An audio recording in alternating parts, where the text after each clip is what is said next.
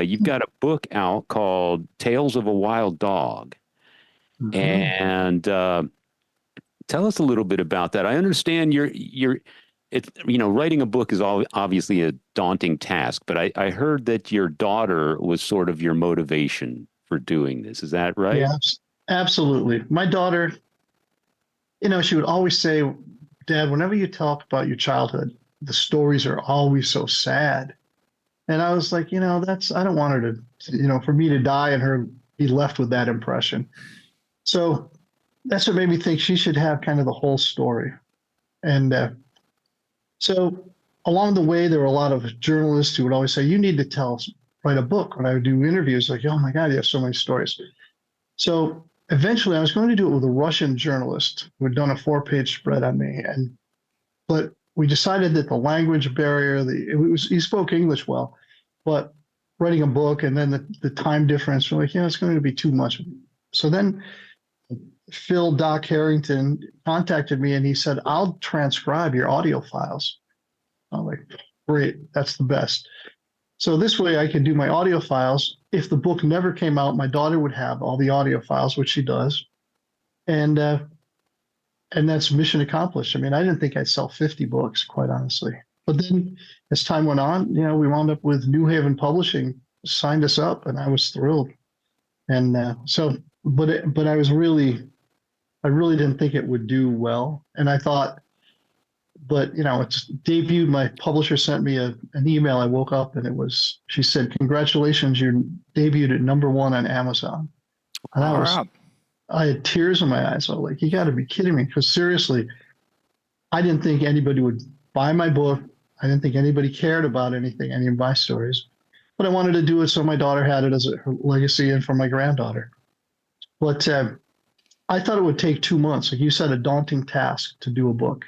Mm-hmm. And excuse me, without doubt, I totally agree with that. I thought it would be 2 months. Phil's like, yeah, I'll transcribe. So I thought, I've got my phone. I'd lie down on the floor sometimes or in a car.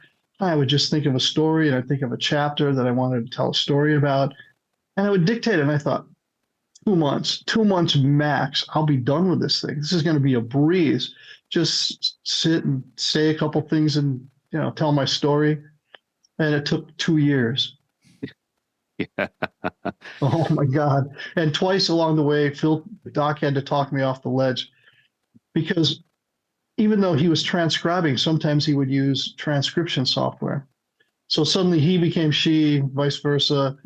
Places were out of sync, chronologically. And after a while, I sat at an Indian restaurant that had just opened. I thought, well, I'll get some chicken tikka and I'll sit here with 100 pages I printed out. Now just make some of the corrections and we'll get this sorted out.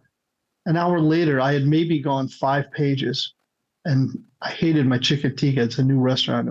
I don't like garlic. So, okay. That was a bad experience. And I didn't get anywhere in the book. And I was like, I don't want to release this. If it's not in my words, I don't want it out. It makes no sense for me. That's not why I'm doing it. And I don't want some story out that my daughter will have that she can read and go, well, did that happen? No, it didn't happen that way. Yeah. So I was ready to pull the plug twice. And eventually we sorted it out. And then we get to the end and the publisher says, it's almost 500 pages. We've got to cut 200 pages. Mm-hmm. So I was like, oh my God. So that was another 6 months, but between cutting it and then re-editing it and blah, blah, blah. So it was really trying. And twice I almost pulled the plug because bottom line for me was my audio files were done. So I'd accomplished my goal. Yeah. And I figured, if I don't sell those 50 copies, then so be it.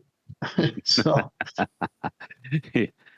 well, we're glad you didn't pull the plug. As a journalist myself, I can understand your pain.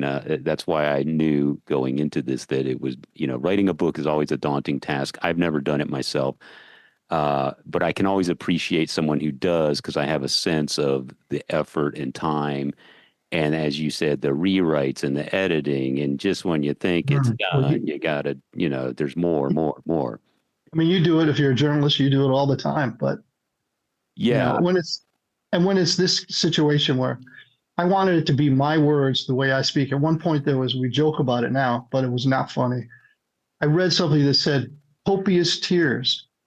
And I went, when the freak in my life have I ever said copious tears? Now, I certainly know the word copious, but I've never used it in that context. So